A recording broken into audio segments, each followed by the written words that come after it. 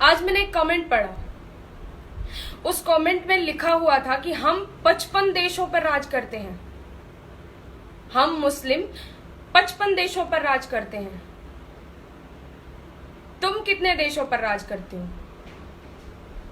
सिर्फ एक देश में हो तुम, वो भी 65%।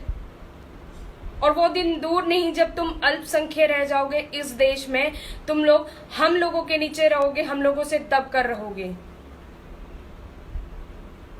इस कमेंट का जवाब जरूर दीजिएगा जिनसे मैंने ये सवाल पूछा है। मुझे बुरा लगा, लेकिन कहीं ना कहीं ये बात सही भी है, क्योंकि जिस तरह से हर रोज पूरे भारत में हर रोज साधु संतों को मारा जा रहा है, मंदिरों में उन्हें काटा जा रहा है, उनके गले काट दिए जाते हैं, उन्हें मारकर मंदिरों में बंद कर दिया जाता है, रातों रात पता भी नहीं चलता। जातियों के नाम पर हम लोग बटे हुए हैं। हम लोगों को कितना आसान होगा मारना। जो सनातन संस्कृति, जो सनातन धर्म पूरे विश्व पे राज करता था, विश्व गुरु हुआ करता था, उस संस्कृति को इस तरह दाबा कुचला जा रहा है।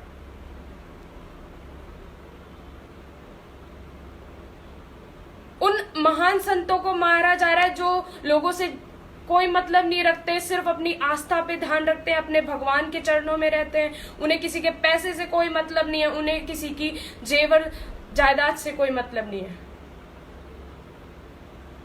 और देवी चित्रलेखा जी, आपने माफी मांगी है, लेकिन वो माफी आपके चेहरे पर एक सेकंड भी नहीं है माफी की। आपको एक बात का बुरा लग गया कि किसी ने आपको कह दिया कि आपकी शादी मुस्लिम से हुई है, आपने फट से कह दिया कि जो मेरे निजी जीवन के बारे में नहीं जानते वो ऐसी टिप्पणियां ना करें। तो आप कितना जानती हैं हिंदू धर्म के बारे में, सनातन संस्कृति के बारे में कितना जानती हैं?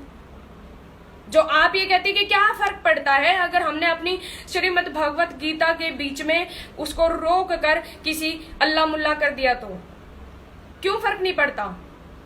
अगर हम श्रीमद् भगवत गीता के बीच में अल्लाह मुल्ला करने की आपको परमिशन देंगे तो आप किसी मुस्लिम की पत्नी हो, ऐसा भी हम कहेंगे।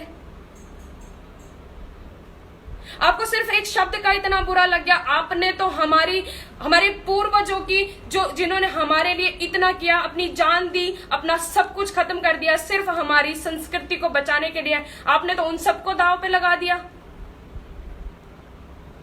एक शब्द का आपको इतना बुरा लग गया। और जो लोग व्यासपीठ पर बैठते हैं, जो लोग सही हैं, जो लोग मानते हैं कि सनातन संस्कृति सबसे ऊपर है, सबसे महान है, हमारे ग्रंथ सबसे महान है, वो लोग क्यों नहीं बोल रहे इनके बारे में? जिस धर्म का खाते हो, जिस देश का खाते हो, उस देश में कुछ भी हो रहा तुम्हें कुछ नहीं फर्क पड़ता। जया किशोरी जैसे बहुत सारे लोग हैं, फौजी भाई मर जाते हैं, कोई फर्क नहीं पड़ता। ये इतने सारे प्रवासी ये पैदल चल के जा रहे हैं, कोई फर्क नहीं पड़ता। अपने धर्म के बारे में बेफजूल की बातें की जा रही है, कोई फर्क नहीं पड़ता। क्यों? क्योंकि अगर आप लोग बोलोगे तो एक ही थाली के चट्टे बट्टे तो हो ही सब। बोलोगे तो तुम्हारी भी पोलें खुल जाएंगी, और अगर नहीं बोलोगे तो आप सबका बहिष्कार किया जाएगा।